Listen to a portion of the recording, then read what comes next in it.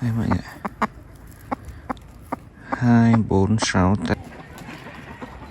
Trong này là đàn gà hơ mông lông xù của em nhé mọi người. Đấy. Đàn gà bố mẹ trong này. Hôm nay em sẽ cho mọi người đi xem lại cái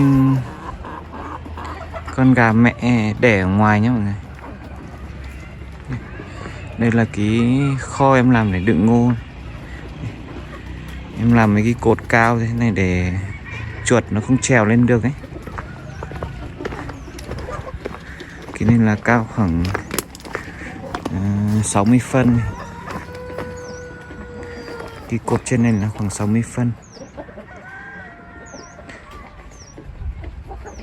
Cao thế này nhưng mà con chuột nó vẫn trèo lên bình thường. Chắc em phải mua cái mỡ bò cái ra bôi vào cái cột này để trơn trơn những con chuột mới không trèo lên được. Chứ này em đựng ngô lên đến tận trên này, tận cho cái kèo trên này.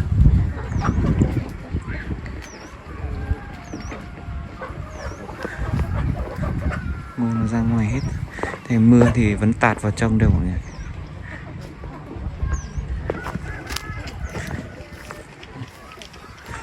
Hôm trước thì em có ra bên ngoài này kiểm tra thì thấy con gà mái lông xù màu vàng của em nó đẻ ở ngoài này. Hôm trước thì em thả nó hẳn ra cái bãi này, cái bãi này. Mà nó cứ chạy xuống dưới đường này. Dưới này là khu dân cư này, nó cứ chạy xuống dưới kia thế này. Em phải rào lại bằng cái lưới đen này. Rào lại cái lưới đen này thì con gà mái vàng kia nó vẫn nhảy ra ngoài đẻ nhá. Đây. Nó đẻ. Nó làm cái ổ chỗ này nữa. Đây. Hôm trước em kiểm tra thì sắp nở rồi. Hôm nay sương mù em lại ra kiểm tra lại.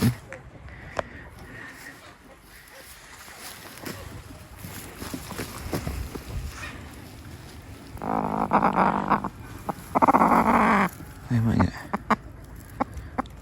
2, 4, 6, 8, 10, 12, 13 quả nhỉ? 13 quả thì hôm trước em có ra kiểm tra thì có 2 quả lan xuống dưới này. Mà phôi nó bị chết rồi nên là em mang đi ăn. Cái ổ này chắc khoảng 4 ngày nữa là nở rồi.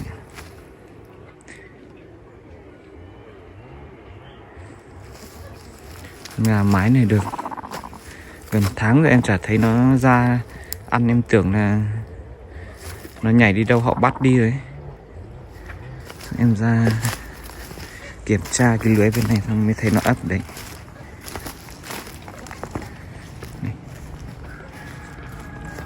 Trong kia là đàn gà lông xù của em.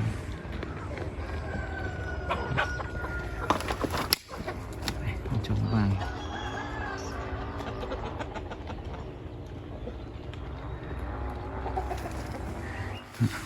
Cái chuồng trên này là em nuôi gà lông mượt này. Đều là gà đen hết nhưng mà gà hơ mông bản địa hết. Chuồng bên này là gà lông mượt. Chuồng bên kia em cũng thả nhé, thả đến tận vườn tận tít trên kia cơ. Mấy con lông xù bên này thì chắc em phải rào lại lưới B40 từ tít ở dưới kia. Chứ em rào đến đây thôi. Em phải rào đến tít dưới kia. Sang cái mép bên kia. Mép bên kia thì chỗ mấy cái tre kia ra thì mới là đất của em thôi. Chứ không rào em thả là nó nhảy hết sang bên kia. Họ bên kia họ trồng lúa nên là đến mùa là mình cứ phải nhốt lại.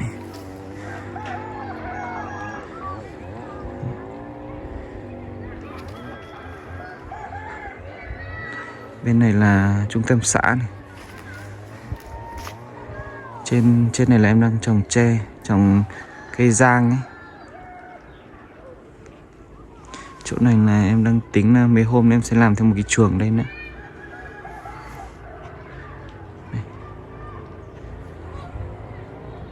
Vừa trước em có trồng đào nhưng mà em nhổ hết gốc rồi. Vẫn còn mấy cành đào bên kia em còn chưa đi dọn. Cành đào. Đấy, cành đào đây.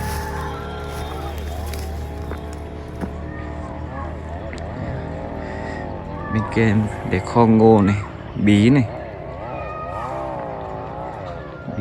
Bí đỏ, nhiều bí.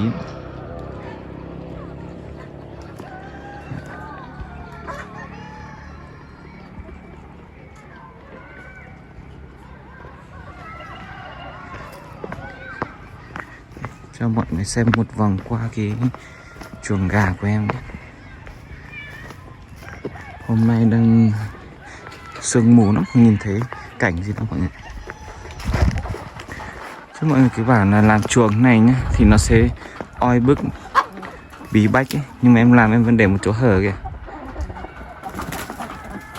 Với lại chỗ em lạnh lắm. Gọi là những ngày nóng thì ít thôi. Ngày nóng em còn thả ra ngoài thì nó không ở trong chuồng. Còn mùa đông này thì dùng bạt che như ở dưới xuôi thì không ăn thua đâu mọi người. Trên đấy vừa gió này, xong là vừa lạnh ấy. Trên kia này, em cũng dùng tôn này. Chứ xây gạch thì hơi tốn nên là em toàn dùng tôn. Ở dưới thì em xây một vài hàng gạch ở dưới chân. Cho nên em có trồng một ít rau này. Rau sạch này. Đấy. Lạnh quá nên là mấy cây đu đủ của em khô hết lá này, chết hết rồi. Những cây mà chịu lạnh được thì mới sống được trên chỗ em thôi.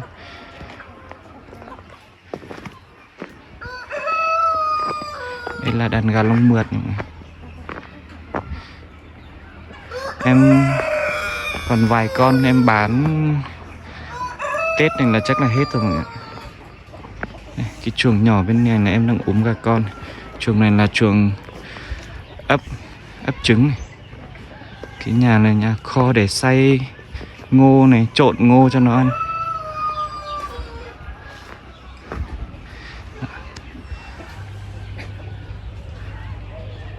Đây là toàn bộ cái khung cảnh của cái vườn chăn nuôi gà nha.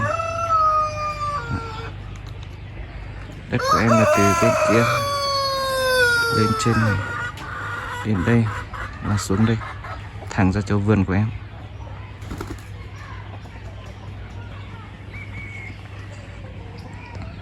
Ở ngoài này thì la liệt những cái thân cây đào mà họ chặt